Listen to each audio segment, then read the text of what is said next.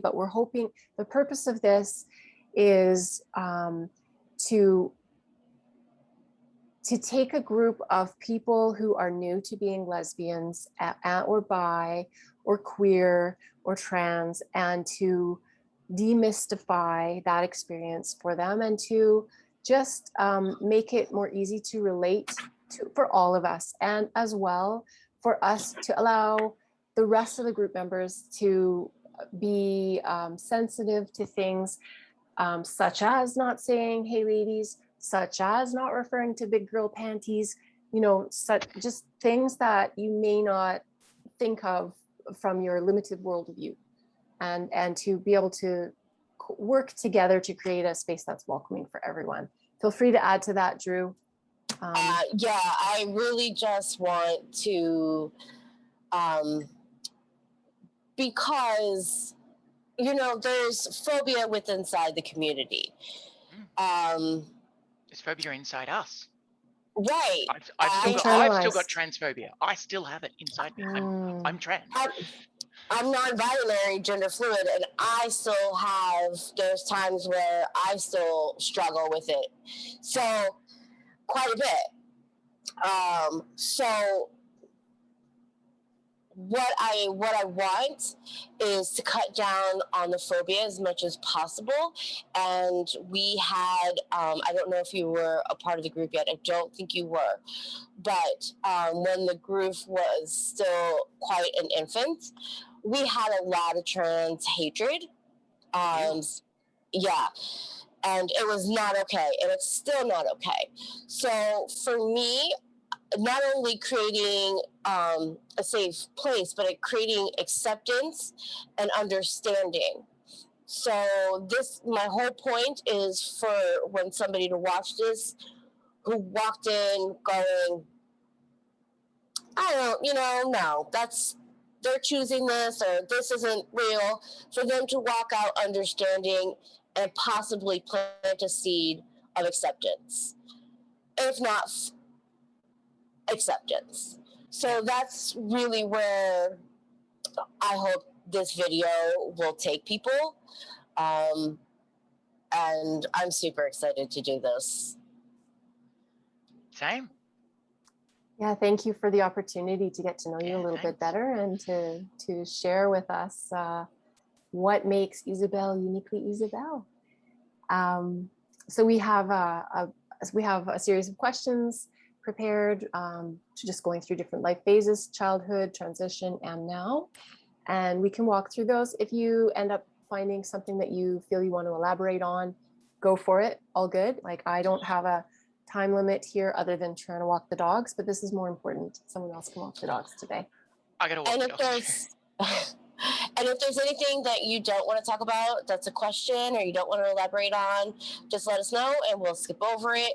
If there's anything that you want to add that's not on here, please add. And Michelle and I will take turns asking the questions. And when is your first memory of knowing your assigned gender at birth? Didn't quite feel like you completely, possibly not even maybe fully or partially, but when did you realize you were not completely this person? It's a really interesting question, because my earliest moment when I finally accepted that I was probably trans was in 2014. So not that long ago. But I spent a long time exploring and suppressing and masking and concealing to protect myself, but also to protect my loved ones and protect my relationships. So, I mean, probably the earliest memory I can think of when I had a desire to be doing or be what the other girls were doing was when I was in like year 3 or something, and I could see all the girls doing gymnastics and playing elastics and jump rope, and I just wanted to go and do all that stuff. I didn't want to do all this boy crap. So I kind of did. I've never really had much of a problem just going and doing stuff when I wanted to. Until I got in trouble and they kicked me out of the group because I wasn't a girl. But I'd start it, I'd try it out.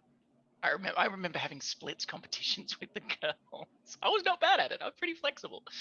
That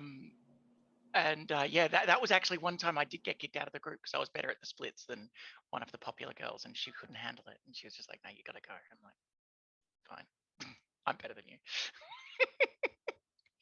But that was a long time ago, and I didn't have language or understanding that I could possibly be a girl inside. I didn't know that. I just wanted what they had. That's all I knew. And that's all it really went through my head for the longest time was I'd see women in the street and I'd be like, wow, they look great. God, I wish I could have that. And I'd sort of translated that into I wish I could have that dress as well. And so I did. I went and got it. But that wasn't all I wanted, as it turns out. Yeah, I think that's probably it. But 2014, I had a very, very bad morning. I was having a lot of anger issues, a lot of frustration, and I was taking it out on my kids. And I don't mean physically. I didn't never hit anybody, but I would yell and get in a rage. And there was a couple of times I got in this like completely dissociated state where I could not even work out what was going on. And later I would just be in balls of tears because I had terrified my poor little kids over something fairly innocuous and I couldn't work out why. And after a particularly bad morning, being really angry at my eldest son, and he'd gone off to school in tears, and it was my fault. I just sort of sat in the kitchen and was crying and just thought, well, I've tried so many things. I had a therapist, I was trying anger management, nothing was working. What I hadn't done was try to transition. I'd never done that before. And I thought, okay, well, let's give this a try. Interestingly, I'm so much happier. And yeah, that was the problem.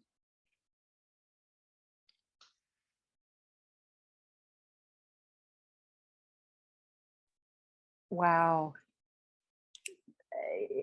We've heard lots of people in the group talking about not knowing or dealing with internalized misogyny, homophobia, religious suppression, religious trauma.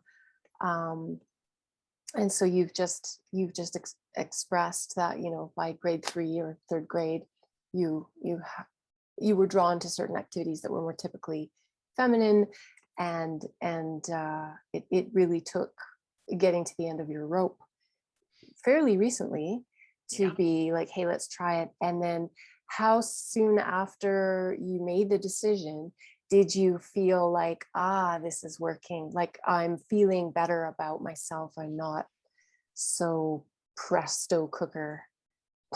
So I went very slowly because I knew, because I'd started like cross-dressing very early. I told my then partner what I was doing. They were initially supportive, but then not so supportive because they could see where it was going better than I could.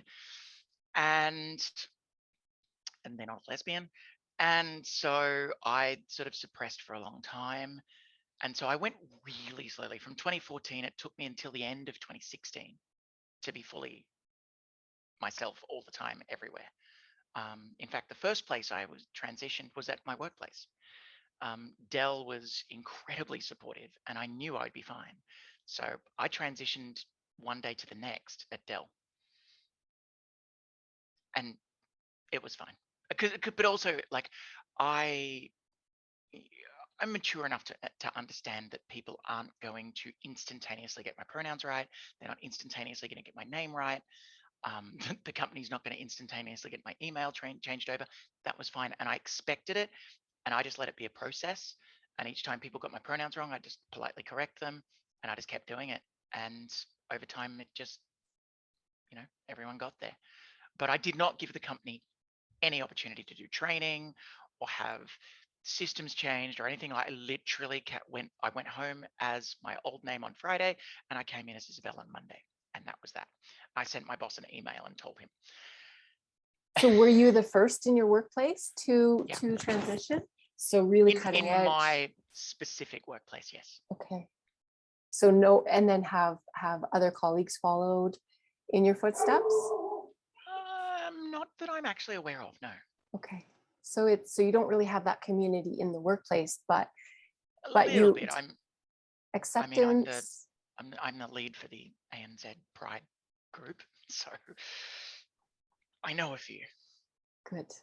But most of those folks have transitioned previously, or were in a different organization we merged with, and they transitioned in the workplace years before. Great. So to piggyback on the knowledge of gender coming at a young age and taking action on it to become your authentic self later, growing up, were there any toys or activities that were traditionally binary gender assigned that your family, friends, parents, teachers discouraged you from using? You talked about the girls on the playground and being kicked out of, so that were your friends. So how did that feel? And did you find other ways to go around them? And what was that like for you?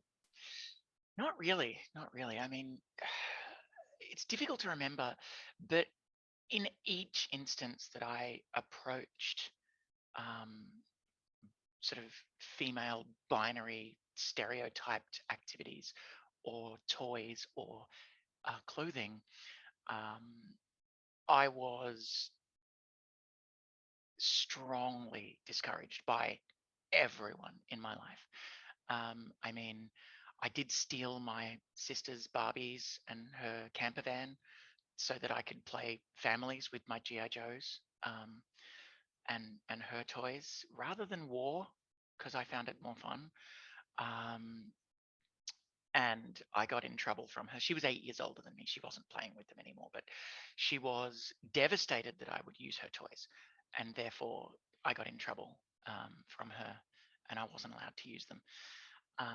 And I remember I was in a play at school, and part of the play was you had to dress as a particular animal. And weirdly, I was an elephant because I was a very tiny child. And I was always devastated that I was so tiny because, you know, all of the other boys were so much bigger than me. And as it turns out, it's actually very good, but because I'm still tiny. But yeah, I was an elephant. And so I had to wear a grey long sleeve t-shirt and grey tights. And oh boy, I loved those tights.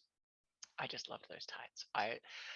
They were very exciting for me. I was just like, I can wear tights? Holy crap, they're my own. So I coveted those tights very, very strong. I kept them for a long time, but I dare not wear them because I knew that I would get in trouble or I would be teased at my home. And then I watched a show, and I'm sure it was the Errol Flynn Robin Hood on TV, and those dudes were wearing tights. And I'm like, I've got an angle. So I chucked my tights on and I got my bow and arrow, and I was running around the house gleefully playing Robin Hood in my tights. And then, yeah, got homophobically teased by my brother pretty quickly. And that ended, and I threw the tights out. And that was a cycle that went on. Not always from my brother, but just from different people in my life, from myself, of experiencing euphoria for a particular like binary thing that I got involved in and really enjoyed, and then experiencing self-loathing or hatred from different parts of my life, and then getting rid of it. And that's a cycle that went on for decades. Yeah, that's always tough.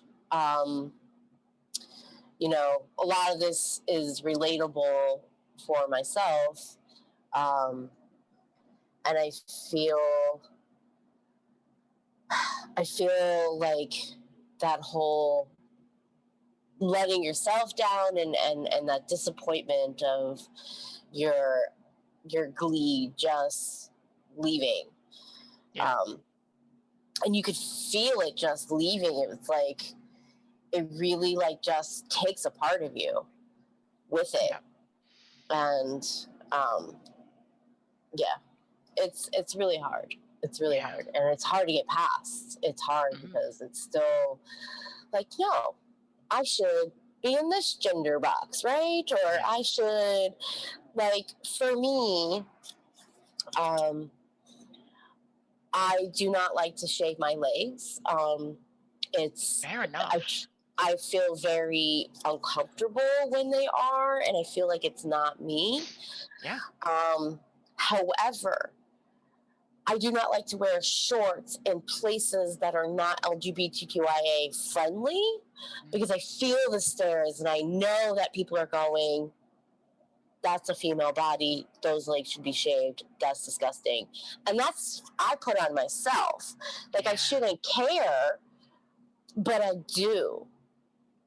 And it's self-put on, and I know that. But it's something I am trying to work through. But I feel like when I get dressed to go to the store and have to put on pants, I live in Florida, it's fucking hot. Yeah. And I have to put pants on to go outside to go to the store because I don't feel comfortable wearing the shorts I was wearing at home. I feel that disappointment all over again. Yeah. Yeah. It's very quite strong.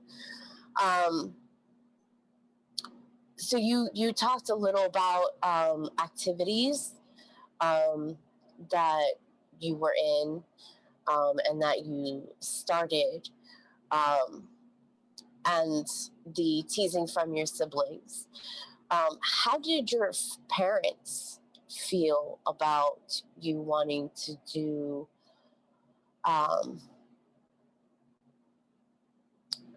non-gender things that were meant for girls? And I really hate having to label gymnastics is for girls and skating is for girls and G.I. Joe's is for boys. Like, I would love to just do away with all of that, and whomever can play with these or do these activities.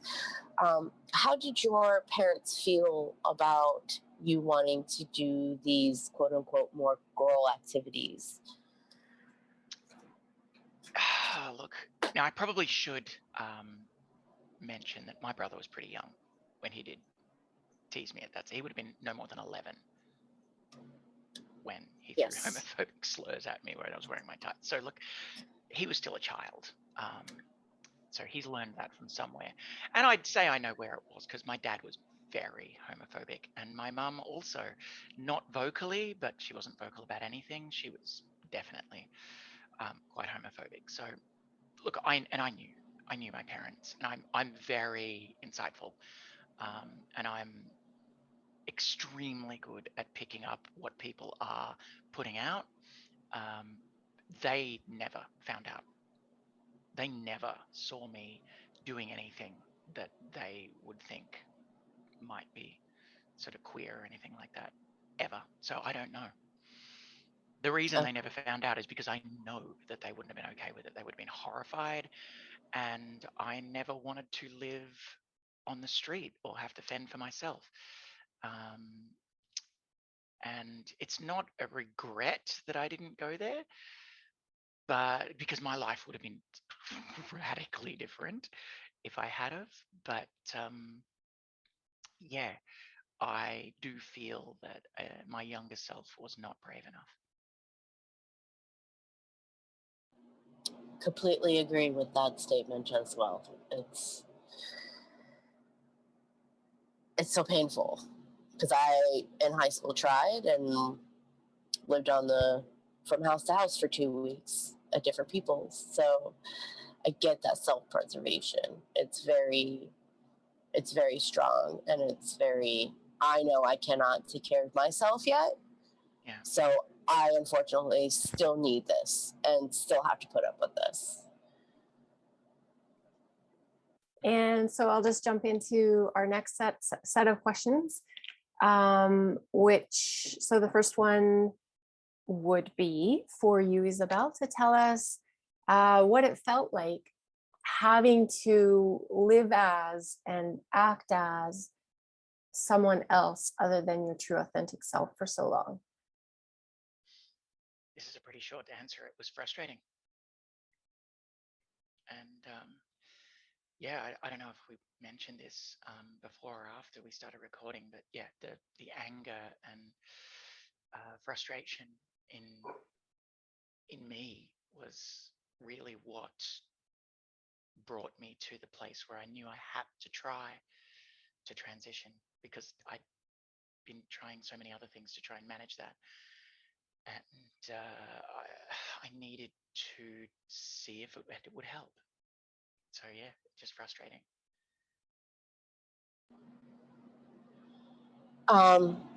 So when you finally realize I need to take this step and I need to try, you mentioned that you have kids. Were they the first people that you told? Was it your partner at the time? And how did they react?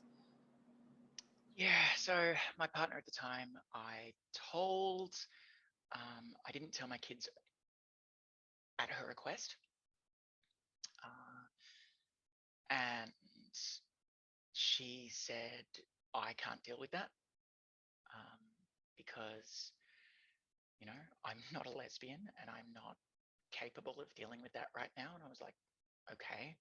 And so my theory was that I would go very, very slowly. I would transition extremely slowly.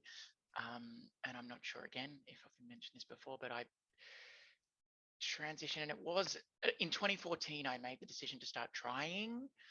And the way I approached that was because I'd always sort of seen my gender identity through a veil of clothing, because I thought I was a cross-dresser, because I'd done a trans test online in 1997 and it said, you're not trans. And I'm like, oh, okay, good. All right. That must mean I'm just, I'm interested in women's clothing. Okay.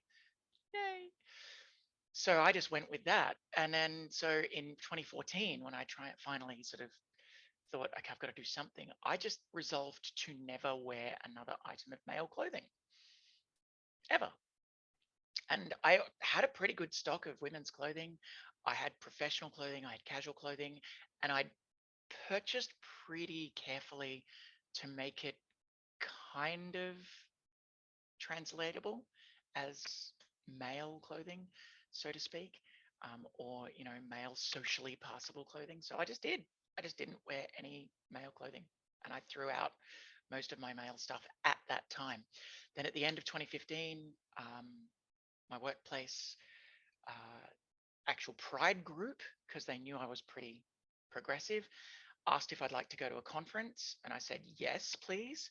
And literally 10 minutes after I'd said yes, I wrote another email to our diversity and inclusion lead, and I said, is it going to be okay if I come as Isabel? And she wrote back and said, of course, it's fine. I'm like, okay. So I did. And I went to a 3-day conference as myself with a name tag that said Isabel Kenner for the first time ever.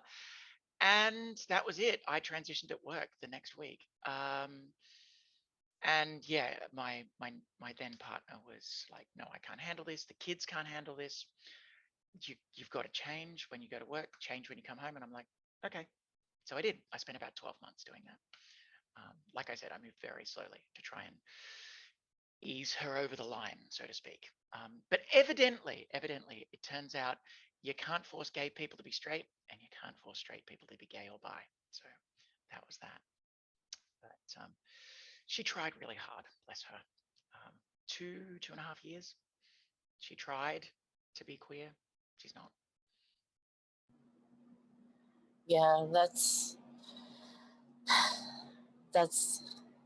the thing, and I think some people forget when there's a partner at the other end is if they're straight, they're straight. Just like we cannot keep pretending to like that like the opposite sex, they can't pretend to like the same sex, and it's some people forget that and question, well, if you're married, you're married. No, there's more to it. And yes, you can stay, and yes, you can do, and you can abstain from a few things, but how happy does that make everybody as a whole? Exactly. Yeah. So is it okay if I ask, do you still have contact with your kids, and are they aware now? And it's okay if you don't want to They're answer. very aware now. Yeah. Okay. We when we separated, it was very amicable. I wouldn't say that we're friends, but we talk a lot. We want what's best for the kids, and what's best for the kids is to have both of us in their lives. So, aside from the last little while when I've been away getting surgery, we share the kids 50-50. So we have a two week rotation, and over 2 weeks we share them 50%. So the kids get to see us all the time, and yeah, it's good. It's actually better because I'm a much happier, less frustrated, less angry, less stressed human being these days. That's And the perfect. kids notice it. I'm sure they do. They feel that, and they feed off of it. One more last follow-up question to that one. Do your kids, do they still call you dad? Do they call you mom? What do they call you in public? How is that process going? So when I first came out to the kids, um, they didn't know how to process it. They were all very young. Uh, so my maths is terrible, so I couldn't possibly tell you how old they were, but you can do the maths. You're all very clever with maths, I'm sure. So my eldest is 14 right now in 2021, and I told them all what was happening in 2016. So I don't know, and my youngest is 10, and my middle one is 12. So that just take those numbers back. I'm not going to even try. But Got it. they kind of didn't know how to process. My youngest did have no idea. And he's interestingly been my biggest supporter because he's only really cognitively been able to process since I've transitioned. Previous to that, everything was kind of fairyland. And so these days, he celebrates Mother's Day for myself and my ex. To his friends, he just says he's got two mums. Um, my eldest two, and all three of them, I offered them the chance to decide what they call me. Let's make a decision. Let's make this a game. What do you want to call me? And dad is off the table. That's not happening. But choose. And mum's off the table too because that's already in use. And at the time, and certainly I'm sure even today, my ex is like, no, I am mum. That's fine. Yes, you are. She carried them all three and gave birth to all three. You know what? She deserves that title. But I didn't want any traditional male names, and I was just like, well, let's decide. And so what they came up with was Dizzy or Diz, which is a cross between Dad and Izzy, which is me. So I'm Dizzy now. Now, when they try to say it to their friends or to other people, they don't. It doesn't really translate, which is why my youngest says that he's got two mums. My eldest two just call me Izzy to their friends and whatnot, and that's been a process. But yeah, so they made up a new name, and I kind of love it. I love it too. I love what you said. I love it too. I love what you said about your youngest just reaching that age where he's able to cognitively process. And really, and everything before that was a fairy tale, because that's that brain, what's the word, malleability or plasticity, where they're not fossilized, they're not set in stone yet, they haven't formed those immutable opinions yet of the world. Everything is new to them, and they just take it at face value. That is so beautiful. I wish we all remained plastic and able to absorb and take on and embrace newness the way little kids can do. So that sounds like a really positive experience with your kids for the most part, and custody sharing or co-parenting with your ex as well is going rather well. Setting boundaries and talking through what you are capable of and can't go to, and just being authentic and honest sounds amazing. So, which sadly brings us to our next question, which is, during this process, did you experience losing anyone in your life? And if so, who? And how did that affect you? What did it feel like? And any outlooks for the future? Any hope for change? And yeah. Okay.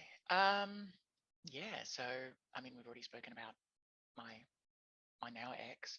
So yeah, my relationship fell apart after 22 years because we both need to be ourselves, and it wasn't anyone's fault. It was just really freaking sad. Um, I'm not male, and she's not a lesbian or bisexual, and that was it. So, so that ended. Um, my family was ostensibly supportive, but they are a group of people who are extremely binary in the way they treat people. So I've got a brother and a sister, both older, and my mum. My dad passed away not long after I first transitioned, so he didn't have to deal with it really, and I didn't force him to deal with it because he was experiencing the latter stages of terminal illness when I transitioned. But yeah, both my mum and my brother and my sister all have really binary ways of dealing with people. So that the people they see as women in their life, they treat in one particular way. People who say as men in their life, they treat in another way. And I'd never really fit into the men category, but they treated me that way anyway because, oh, well, that's the brother. And then when I transitioned, they were all like, "Oh, but you know, there's never been any signal that this could be the case." And I'm like, "I told you I was cross-dressing when I was like 20. Are you serious?"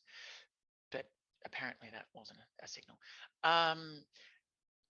And ever since then, it's just been really awkward. Just any interaction with them is really awkward, and they obviously feel it because they have reduced the amount that they want to interact with me almost to a complete non-interaction. And I've only kind of realized recently that that's what's been happening. So my family is fine, but it's too awkward to really interact with them too much, I find, for them and me. And I'm not interested in pushing that for the sake of family because I don't see their value in making us all awkward for no reason. My ex's family was probably a more deep loss for me because my family's not very close. They're not very loving, and they were never really engaged with each other, whereas my ex's family were very close knit, and just the most wonderful group of human beings. They all think they're normal, which is hilarious. But you know, the whole dysfunctional family, the whole, you know, awkwardness at Christmas. Oh my God, I've got to go see my family. Oh, how awful is this? I don't want to do this. That is not them. They are always very excited to see each other. They go and see each other as much as they can. They have a great time. They're all fantastic people. I found myself rediscovering what family meant through that family. And I loved them more than I loved my own family, to be honest. But, and it wasn't the transition that caused this, but because they're so close, they close ranks around their own. And so I lost that just about entirely. I'm sorry, because that's a big loss. Have you found a chosen family? Do you have friends who get you, who support you online or in person?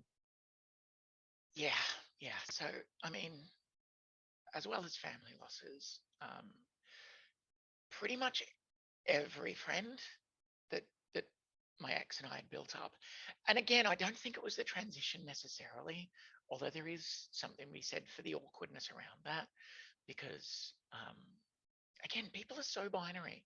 You know, the men folk from the friendship group would go off and do something, and the women folk would go off and do something else. And I never felt comfortable with either of those things because I didn't fit. And I wanted to be part of the women folk group, but I knew I couldn't be, and they would never invite me anyway because they would invite my ex. But once I'd transitioned, it became more obvious um, that that was the case. Um, but of all of those families and those people that I'd got to know through the school, mostly the kids' school, and look, they're great people. They're really lovely people. Um, and I know that my ex and I never really fit the mold. If you like, we were never in for some reason. We're both kind of,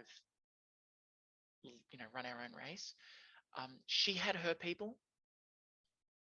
I thought I had mine. Evidently, I didn't, because only one couple since we broke up has kept in contact. And I love that couple dearly. And they are part of my new friendship group that I've built. Um, but yeah, one couple stayed in contact. But I built a new friendship group, and I actually had a birthday party this year when we were out of lockdown in late May. Um, and I invited all my new friends and some old friends. Um, and it was bloody fantastic. So yeah, I've got a I've got a group of people that love me for who I am, and not for a memory of me that they have in their mind's eye, and not for a person that they demand that I represent in their life, and not for a gender that I represent. They just know me for me, and yeah, that's getting better all the time. I can relate to that a little bit, and I will say to you too that I don't know the exact details of the divide after the split. There's the divide, right? It's the parting of the Yeah. waters.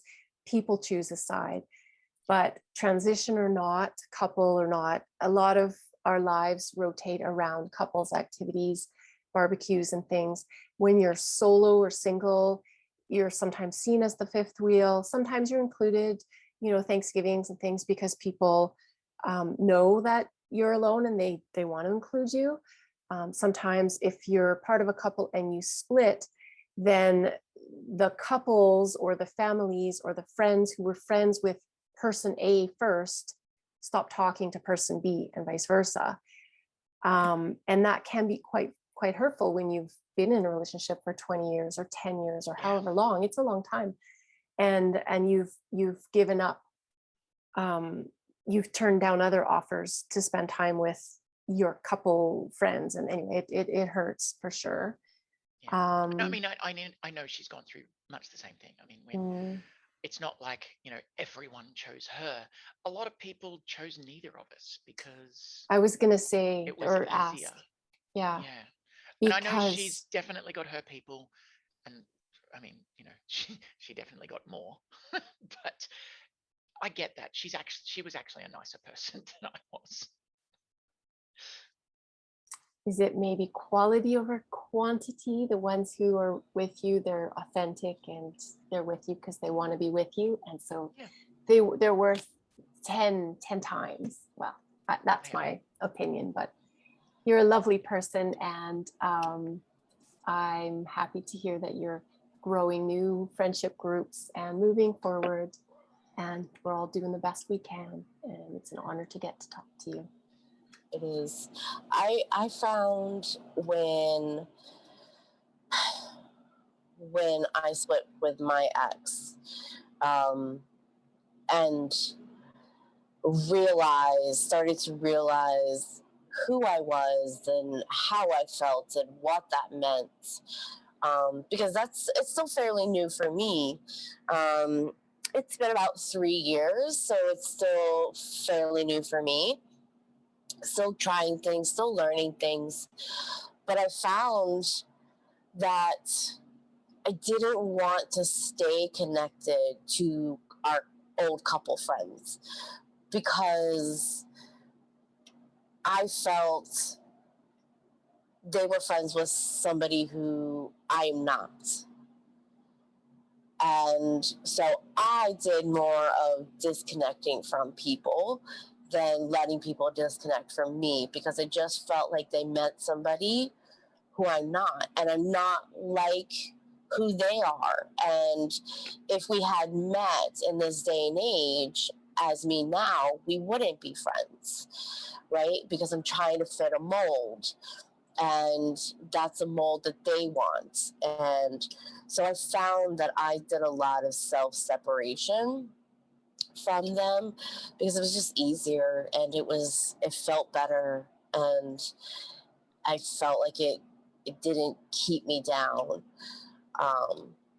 because it's really hard just trying to explain it to family members, and trying to get them to understand what I mean and use the correct pronouns, and please don't use my old name. That does not fit. That does not feel right. It's a lot of work, and it's exhausting. It is. So to do it for people that I don't feel that much connected to anyways, I just didn't have the strength. I did not have the strength to do it.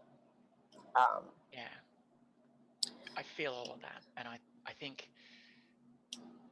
I am perhaps not a person that actively goes out and separates in that way, but certainly I don't have a flight response so much. So when I sense that people are disconnecting from me, I will put up a very big fuck you wall. And I'm just done. I am done. And so, yeah, I don't make it easy for people to keep in contact with me if they have a bit of time away, and they come back and it's like, "How you doing?" I'm fine. Yeah. It's a struggle. It's a personality flaw, but yeah. Well, I mean, we all are what we are, right? It's a self-preservation. It is. Like it's a defense mechanism to bring you to safety. To piggyback on what Drew just talked about doing the disconnecting yourself, it made me realize that, yeah, I did that too. So, my first relationship ended and I packed up my bags and I moved back home across the country, from the East Coast to the West Coast. Came home to mom and dad, and this was before there was email. So it was finding a new job, making new friends. All my friends, I didn't know where they were after almost a decade away. My second relationship ended and it was local. And I pretty much kept the friends that I had from before, and they kept their friends that they had from before. And I did miss the convenience and the routine that had become established with spending time with those friends. But I also really maintained, I don't know if I put up a wall. I don't think so. I just stepped away and made myself really unavailable, and moved my house and my activities and things, because I was fearful that anybody who knew us both and remained friends with me would then have the potential of becoming a conduit of information, tattletaling to my ex about me and about what I was doing and who I was seeing and what I was into and how I had changed. And I think I just didn't want that. So for me, it was like having a clean break, and it felt healthier to just move on. It wasn't easy, but it happened. And yeah, there's lots of crying and talking and and and then eventually finding a new space. But yeah, hugs.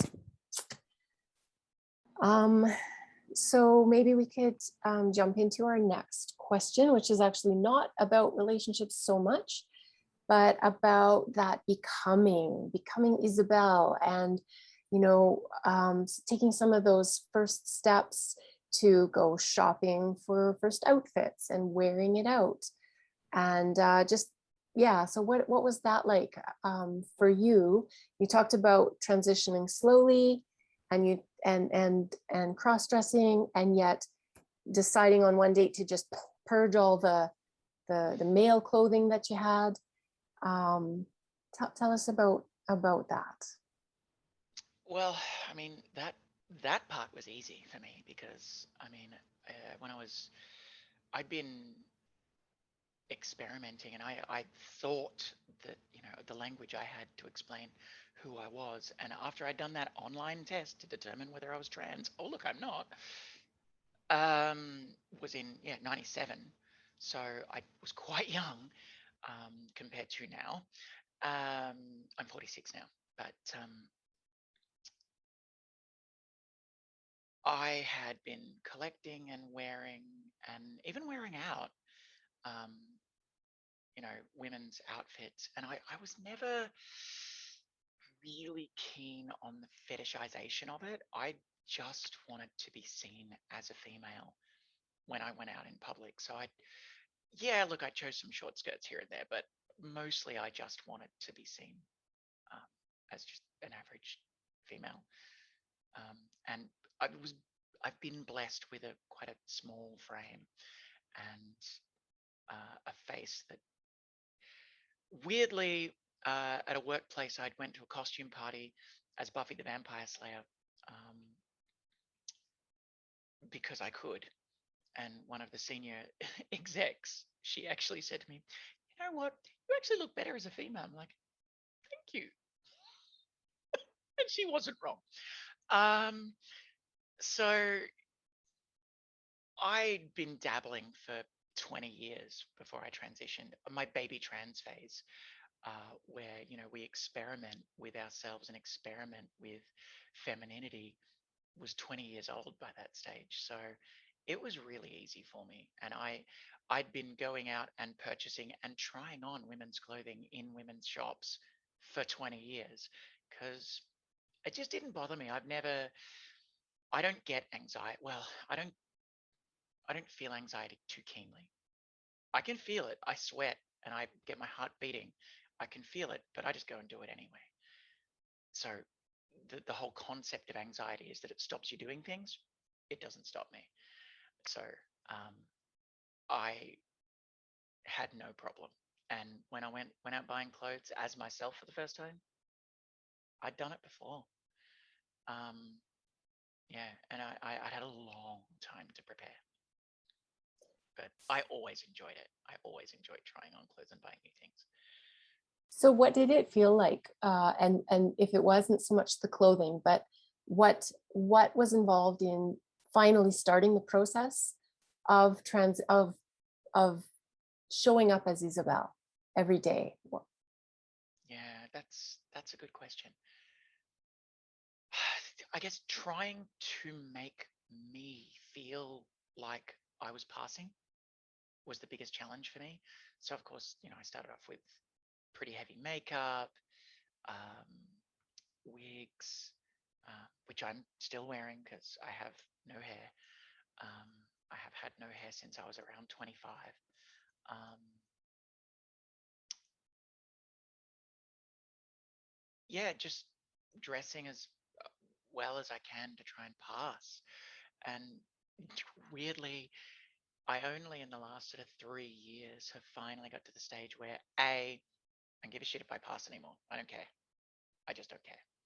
Like I will go out in the street in like cargos and a t-shirt and like boots. And if people interpret me as female, fine. If they don't, I'll correct them. Um, but I just feel comfortable. I don't wear heels anymore. I used to wear heels a lot, um, because I thought that's what I should wear. You know, gotta look that part. But forget that. I'm into sparkly Converse and boots. Um, but yeah, I guess trying to pass was the initial phase of it. And now when I look in the mirror, which I didn't back then, I look in the mirror and I think, yeah, you're going to pass today. You'll be fine. Because I can see this woman looking back at me and I'm just like, yep, this is what I've always wanted. This is good. So I guess it kind of, the ability to not give a shit about passing coincided with the fact that, yeah, it was just going to happen, which is probably not unheard of. So I have a follow-up for that. Did when you were still in your cross-dressing phase, and then transitioning to being Isabella, um, you said that you had to feel like you had to wear the high heels and all that. Do you feel that it was more trying to pass or trying to discover your style of clothes, or just super excited that you don't care and you're going to wear whatever you like on the rack at that moment? So for you, how do you feel it was more of, or maybe even like the age you were, because you started cross-dressing, you said 20 years ago. Yeah. So that's a lot younger, and that's a different style. I mean, we certainly all don't dress the same as we did 20 years ago. No. So do you feel maybe it was an age thing, or if you really just wanted to, in your face, I am woman, hear me roar? I think it's a combo of all of it. In that, you know, even now I see like these beautiful high heel boots. I'm like, oh, I want them. And then I'm like, they would really hurt. Fuck it. But back when I was first, you know, um, presenting myself as Isabel, so when I was 40, and yeah, that's when I first was full time. Um, I would buy the boots and I would wear the boots because I'm just like, yeah, I need to do this. I need these boots. I need them. And it was a combination of the excitement of being able to have this thing that I'd always wanted and wear it every goddamn day and enjoy it and just love it. And I did. I thoroughly enjoyed it. I just immersed myself in it. Um, but yeah, I was very conscious. My ex was pretty good at teaching me as well during my baby trans phase through those 20 years. We were together for that 20 years, teaching me what really like is and isn't okay from a feminist perspective in how to represent how you feel about women. Because, you know, I know a lot of trans folks, they kind of dress like prostitutes when they're baby trans. And I did a little of that very early on, but yeah, that got knocked on the head pretty quickly. She's like, honey, no, really, no, look at what you're wearing. And it's that fetishization of women that I think a lot of trans women particularly, they take from their male influences and they try to apply to their identity, and it takes them a long time to get to a position where they're like, oh shit, oh, that's what I'm doing. Because it is a patriarchal idea of what women should look like and how we should be presenting ourselves, and we don't even lose sight of it because we never had it. We've never had that female influence to inform us of how we can present us rather than how we can present what men want. And I've never wanted to uh, uh, satisfy the male gaze. I mean, I'm a very small amount bi, but not even bi enough to say I'm bi. So I still say I'm a lesbian. There are like, I could count them on one hand how many males I've found attractive in my life. But so yeah, I don't have that male gaze thing that I need to satisfy. I want to satisfy how I feel more than anything else. And as I do that, I find, yeah, women are pretty okay with it.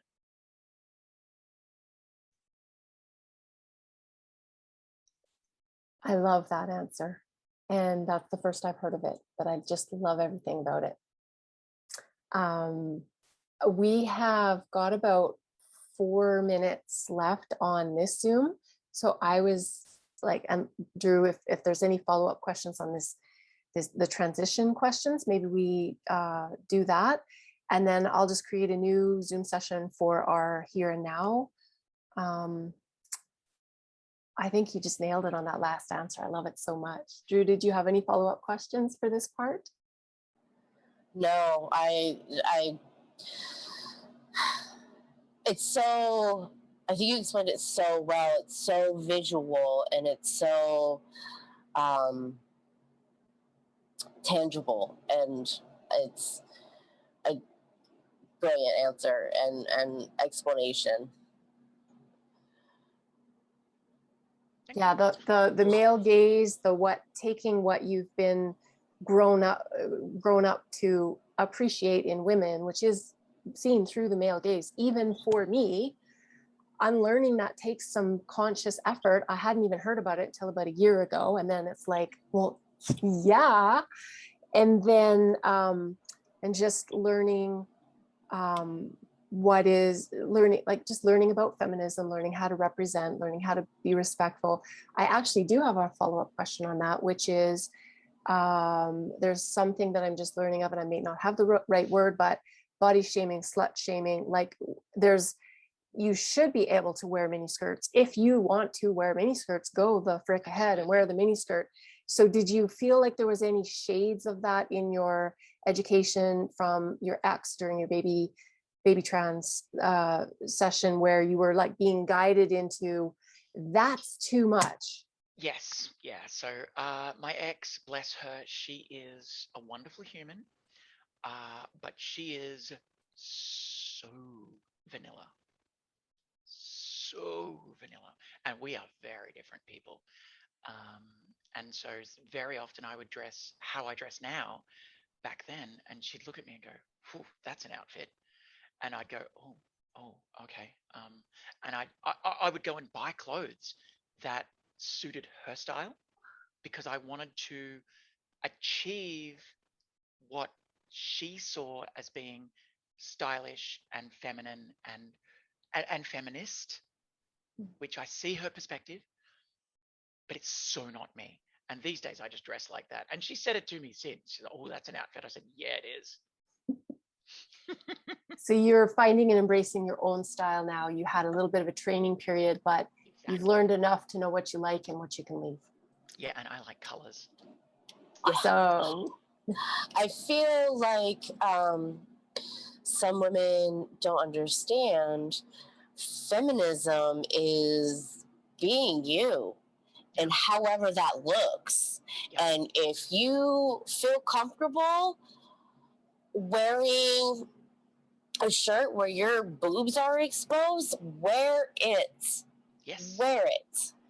Because you are not going to feel comfortable if you are not. And that's feminism. Feminism is not covering up, and it's not anybody's vanilla ideal. Feminine means a woman who is empowered to be herself, no matter what people think, and to be a boss bitch. Yes. Agree. And I absolutely love that you have now taken it and gone, no, I'm sorry, I'm not that boss bitch, I'm this boss bitch, and this is how I look, and you better get it loud or go away. So Isabel, now that you're here with us, how do you feel about being you, all you? And do you have any regrets of any kind? Well, it was challenging actually initially to be me, because I was in that relationship that clearly wasn't working as me. And so to begin with, it was really difficult and really sad. And then we broke up. at the beginning of 2019. And then I spent about a year and a half lost, just, living alone and working out how to do that after so long with someone. And so it was difficult, but eventually, thankfully, I did just lean into it. So, around the middle of 2020, I started to really discover joy. What I felt was this incredible capability to be happy that I'd never felt before, and this really overwhelming happiness. I'd never felt it before in my life, and I've come to realize that that's what joy is, and I had not felt it right up until about halfway through 2020. And I've been living that ever since, and it's been amazing. I am so happy at the moment, and I'm just enjoying the friendships I have. I am enjoying life and just loving being myself. And yeah, I've got a beautiful new social circle that I'm just thoroughly enjoying. Lockdown's been difficult, but you know what? I have joy now. And it's probably good timing for me because a lot of other people are just like, oh, it's so hard. I'm like, yeah, kind of is. I mean, to be fair, I'm a bit of a homebody. So, when you can't go outside, it's sort of like, oh, well, I'll just sit here and watch movies. It's what I like to do. Oh, I don't have to drive to work for an hour and an hour home. Oh dear, what will I ever do? Oh, look, I think I'll go get a coffee again. So yeah, it's been just mostly positives since I finally, I think, got myself through the grief of my relationship. It's been fantastic.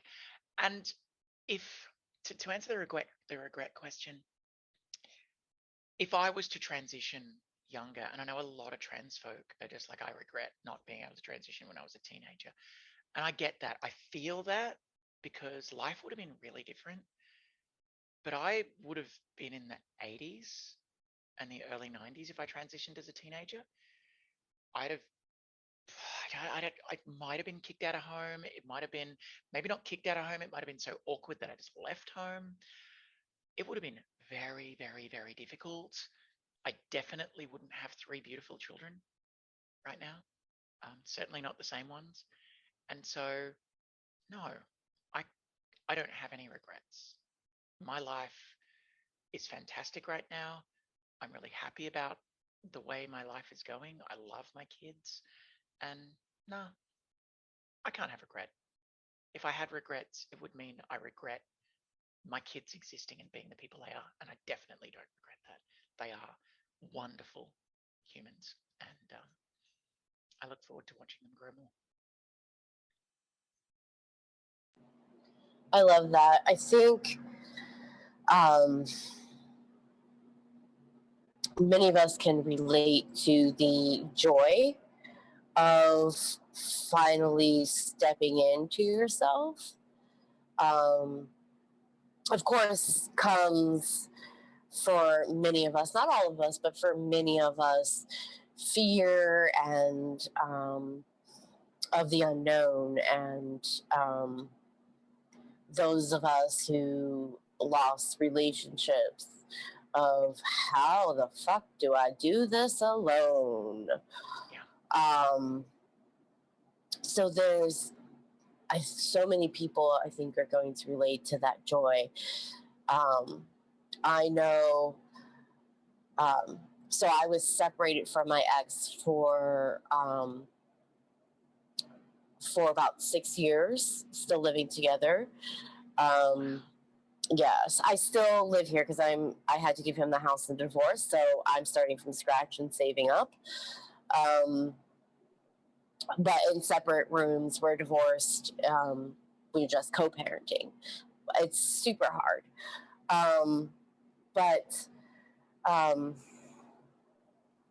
Yeah, so we were separated for about 6 years, and I had asked 5 years prior to that, started asking 5 years prior to that for a divorce. I couldn't do it anymore. It took a long time. So when I was finally able, and I was angry and just not happy, and my kids could see that. And so when I was finally able to tell them, it's just like a light switch flicked on of just pure joy and happiness and like, oh, freeing, like freeing. And two of my kids, after I told them, went, yeah, it's obvious, we know. So it's not like I was masking it very well. But that joy we can certainly relate to. And I also relate to the not having any regrets. I don't regret the marriage. I don't regret my kids. Do I wish that I would have been able to get the divorce sooner? Absolutely. Do I regret the process in between? No, because that's made me who I am, and that's made me grow. So I absolutely love that you're like, look, no, because I knew where I was, I knew what I had to get to, and it's a part of the journey, and that's a part of making me. Yeah. So I absolutely love it. And I feel your joy, and I just like, I want to like go get coffee with you, like sit across the table and be able to be able to have that. As soon as we can travel internationally. Yes, I'm all for it. The next questions is not as fun. Have you experienced anybody, and how do you handle it? What do you say? Who's somebody who thinks that being a trans woman is not a real woman? If somebody says to you, oh, you're not a real woman, online or in person, how do you handle that, or have you experienced it? So in real life, so offline, no, I've never experienced that pure transphobia. Casual transphobia, yes, but not that pure in your face stuff, thankfully, because like I said, I don't have a flight response. I don't tend to get violent, but I'm pretty wicked with my tongue. I, yeah, I'll cut people down real fast. But online, oh yeah, so much, so many times. And I usually respond to transphobes in a way that forces them to block me because they can't handle what I'm bringing to them. Because I like to respond to transphobia with questions, always questions. And I like to ask questions that lead them to a cliff of realization. And they either jump off the cliff or they realize. And most often they jump off the cliff. Sometimes they back away and they just disappear. But I have never had a situation online where, I've felt so set upon that I've had to block somebody because I just ask them questions. And my first question to anyone that's going to say, oh, you're not a real woman, I say, okay, well, define real woman for me. What is a real woman? And it's always, with transphobes, it's always some bullshit that they read. It's always a particular biological feature that they're going to pick up on there are so many variations on. Or they're going to be just hating and they won't answer the question. So I'll take a different question tack and just lead them into a place where they can't escape, which is joyous for me because I like to watch people suffer when they're horrible people. But I find that behind just about every transphobe, and just about every transphobe that hides behind biology, there is a patriarchal horror show just sitting inside that person where they are applying those biological rules to cisgendered women more than anything else. And they are trying to prove to themselves and others that there is a biological imperative that makes men better than women. And it's just like, you horrible patriarchal piece of shit. Let me see if I can hurt you. I'm sorry, that's where I go. That's where my brain goes when they say that stuff. You are so right. It is such a patriarchal system, and white men are just the best men and they know everything, and it's BS. Such BS. It's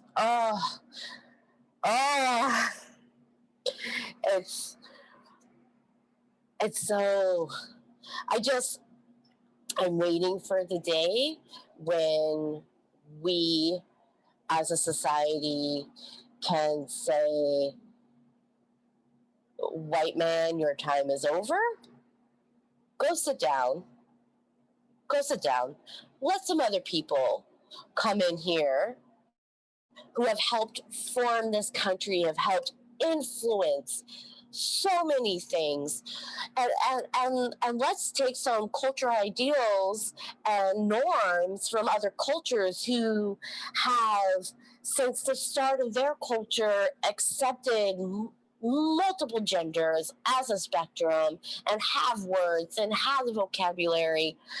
And let's get those into here and go sit down with your hatred, because that is what is tearing this country and our world apart and separating so many people. Yeah. So I feel you on that. Sorry, Michelle, to step in, but I felt that. No, don't apologize. I think it speaks to both of you are speaking to the fact that you have become aware of internalized misogyny, homophobia, transphobia. You reject it. You see right through it, the patriarchy. You see, and there are still so many people out there who haven't had the privilege or the exposure yet to even know what we're talking about. For me, it has been pretty recent. And I, if I have any regrets, it's that I wasn't exposed to feminism and a rainbow family way earlier in my life. It's everything I've been missing. Yeah. Where have you been my whole life?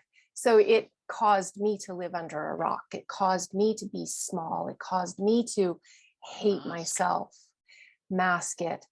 And and so for all of the joy that you're feeling, Isabel, and all of the strength that you're describing, Drew, I'm coming into my own now from being around wonderful humans like you. And I mean, like, yeah, it's not ever too late. Here I am, this blue-haired little old lady, but over 50. But I feel like my life is just beginning now. Like, this is the good stuff. This is the stuff I've been trudging through the muck to get here, and here I am. So let's go. So thank you both for that. So Isabel, great response. I would love for you to write me up a reply to those who say that I'm not who I say I am, and that that what I'm choosing is a choice that I don't have to choose. So let me ask you that. What do you say to people who say that living your life in this way is a choice? I've heard from others that they've always known that they needed to be living their lives in this way.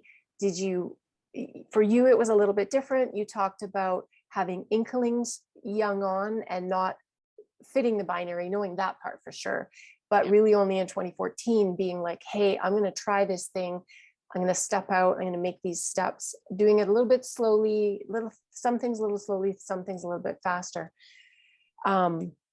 So obviously going back in the closet is not a choice or a desire of any kind, but do you ever hear from people saying, well, why are you doing this? Why didn't you just, why are you choosing to disrupt my peace, I guess, or why? Yeah. Yeah. So, all right. I think this is a really big answer. I'm going to try and I'm going to go big to start with, and I'll come back to a more focal point.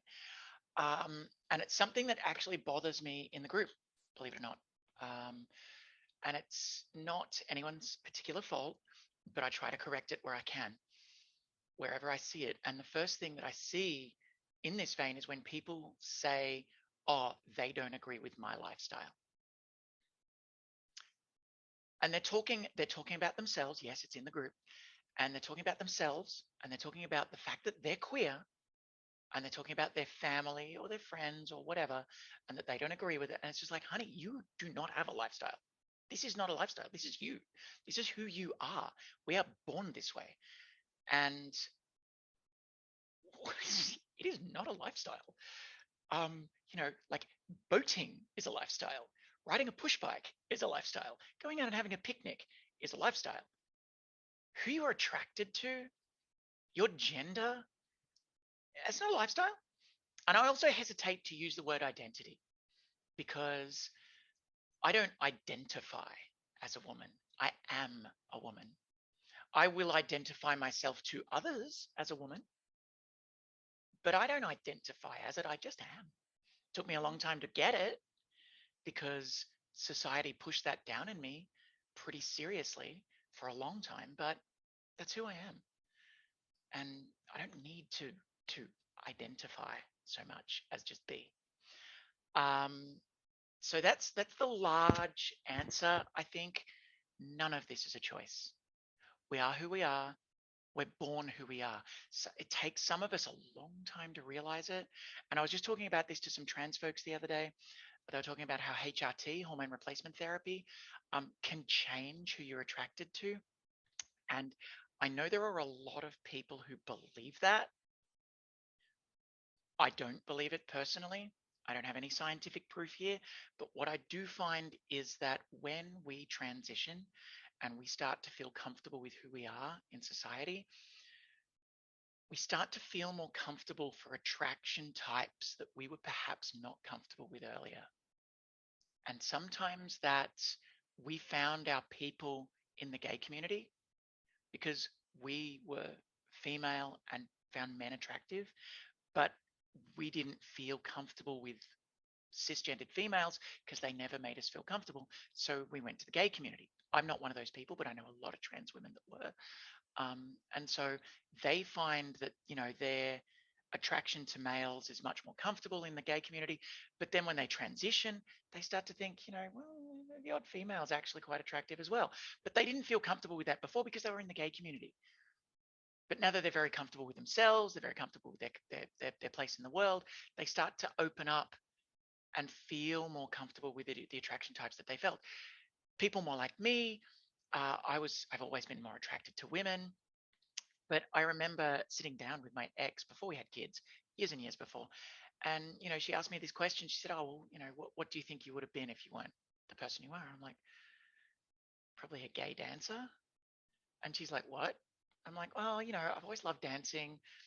Guys are all right, I guess. And I could see myself being very queer in the dancing community. And she's like, don't ever say that to me. I'm like, oh, okay. Because she was terrified. It was like, what? Gay? And I'm like, well. So I'm like, okay, I'll just suppress that. Yeah, we're not going to talk about that anymore. But that was how I felt. I was just like, I love the queer community. I love dancing, and I know how queer dancing is, and I'm totally open for whatever. We're good. But I've only just started to open up that side of myself through TikTok, where I'll be watching a TikTok and I'll see a guy on TikTok and I'm like, ooh, all right, I can see that. I can see where they're coming from. All right. But I've never let myself be there before. And I can see how some people would feel that HRT has done this to them. I don't think it has. I think it is the pressure we put on ourselves and the easing of the pressure we feel when we become ourselves that allows us to open ourselves to attraction types that maybe we didn't feel comfortable with before. So biologically, scientifically, I have no evidence, but I actually think we are who we are, and we put pressure on ourselves to not be who we are.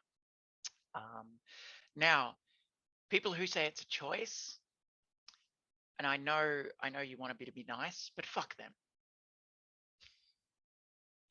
It's not a choice. If it's such a choice, all right, why don't they choose to be trans for 6 weeks? Come on, choose it. Come on, choose it. Go and choose it. It's so easy. And I'll give you $100 a week, $200 a week, $1,000 a week to choose to be trans. Go. Show me how easy it is, motherfucker. Oh, you don't want to do that? Oh, isn't that interesting? How you don't find it's a choice when it's on you. Okay. Anyway, I have no flat response. I love it. Think, yes, I often say that. Who would choose so much hatred and negativity and stereotyping and just everyday misunderstanding and mislabeling and misgendering and just like, who's gonna choose that? Who? It's so hard and like gut wrenching. So I hadn't legally changed my name. So a lot of my things still, everything still has my legal name, and my work email still has my legal name. Of course, I have a, where it has the signature underneath when I send out an email, and it has it under, when I sign, it's under Drew. It's, even though my email is my legal name and my last name. But it's gut wrenching to when people don't know. And like, for instance, last night, I took my girlfriend and out to a really nice dinner, and the waitress comes back and says, "Okay, this is for such and such," and we both went because she knows how I feel about my name being used, and it's gut wrenching for me. How did the waitress get your name? Off my debit card. Name. My debit card still has my legal name. Yeah, and and then when we Ubered to the restaurant, and the Uber driver just tried to be nice. Have a nice night, ladies. So it was like a few gut wrenching moments last night. Like, oh. But yeah, it's definitely something that needs to be done, because it just feels wrong. And I don't even like, if somebody doesn't realize, just not paying attention, or coworker or whatever doesn't realize the name that I sign. And, I don't work with everybody in the building, so not everybody is aware. And, if they call the name, I don't even hear it. I don't respond normally. And it's like, but if I do and I'm close, and it's like, ouch, and I got to redo this again. Yeah, it's definitely not fun. I would also say that changing your name is a process, and I still have things in my life, not serious things, but still some little things in my life that have my old name, and I started the process of legally changing it in 2016. Wow. And I went as hard as I could. And there's still some things floating around. Yes, I will. I think I'll start that. Thank you for the advice. Thank you, Michelle. I recommend. Highly recommend. Yes, thank you. So what do you find has been the hardest part of this whole process for you? Losing my family. That's it. That's been the hardest. Losing my relationship, but that is also part of what was my family.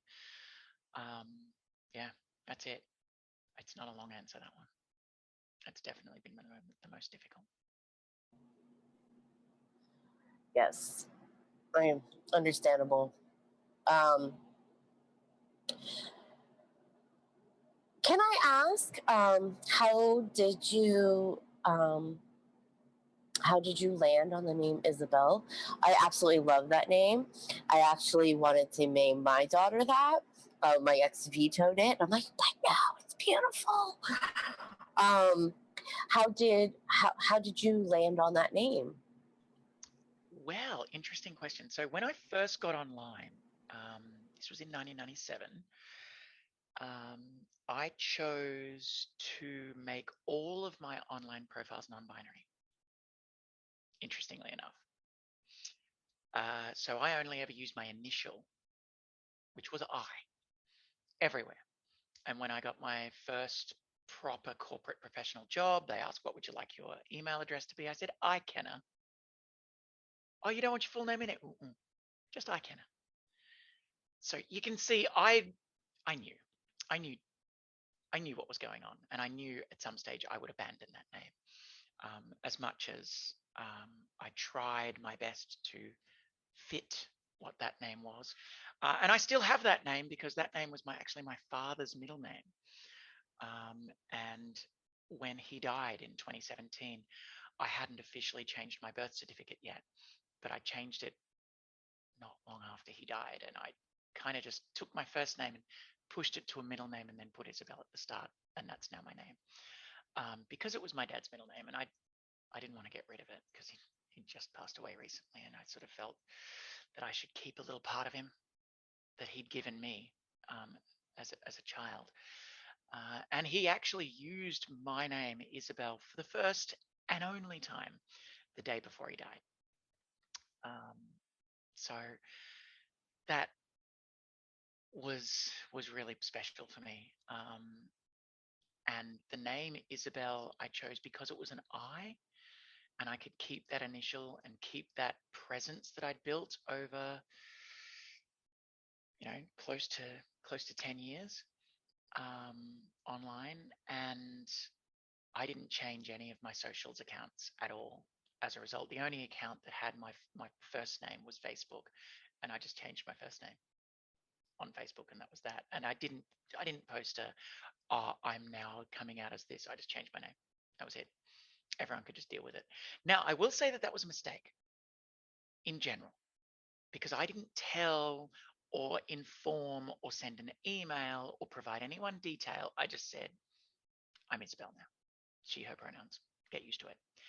And of course, that left my ex to answer all of the questions because no one felt comfortable answering my questions. And she wasn't my ex at the time. She was my partner, and it was really hard for her. She had to field all of that stuff from our friends. And I feel bad. That is one regret that I did not adequately inform our social circles about why, what, boundaries, that sort of stuff. I just sort of went for it. And I think that was a mistake. But God, where did we go here? How did I choose Isabel? My granny's name was Isabel. So my dad's mum. She was Scottish. She came out to Australia on a coal-fired steamship during World War One, when there were German U-boats sinking coal-fired steamships left, right, and centre. And she came out when she was 4 years old to Australia. She was a tiny, fierce, wonderful, loving human being. And I loved her with every part of me. She died when I was about 12 or 13 years old. She got very serious dementia and died. And I didn't see her much after I was 11 because my parents didn't want me to see how she deteriorated. And she deteriorated really quickly. But my dad told stories of the deterioration. And I'm a little bit glad I was shielded from that, but equally not glad because I didn't get to see much of her after that. But I took her name because I wanted to honor my favorite grandparent, a person I felt a real kinship with. And there were little issues with that in that her name was Isabella, but she hated the name Isabella. She wanted the name Isabel, so she always went by Isabel. But she also had a daughter, and her daughter she named Isabel, and her daughter was the youngest of the family, and her daughter died of pneumonia when she was 2 years old. And so my dad and Olive's brothers, their only female sibling's name was Isabel, and I forgot. So when I took on the name Isabel, I was honoring my granny, but I'd forgotten about their sister. My dad didn't forget. It was a bone of contention, but he accepted it. His brothers did not. Most of his brothers have passed away now, and most of them had passed away when I transitioned. But the one remaining cognitive brother, because he does have another brother that's still alive, but he's not very cognitive, is a fundamentalist Christian, and he was very aggressively against everything that I was, and so I just blocked him out of my life. That was pretty easy, but thankfully my dad understood that it was his mum I was honoring, and he was okay with it. I just want to say thank you, and thank you both. I'm really glad that we changed the format from the initial, okay, we're going to make one 10-minute video, everyone pump out your answers in 30 seconds or less. It would have been very cold and sterile, and I don't think it would have achieved what we were trying to do, where we get to know you. And I love, love, love that we actually have this whole kind of one-person interview that can exist as its own entity for you to share going forward with your people and your circles. So yeah.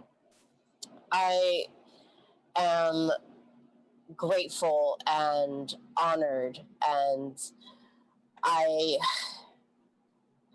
just so grateful that you are doing this, and that you have done this, and that you've shared. And I just want to like be in person with you, and just talk more. And I can't say enough how grateful I am that you have done this and that you shared your story. And I relate so much to your story. And there's just a lot of pieces from so many of the women that we have interviewed that I feel that part, and I feel that part, and I feel that part.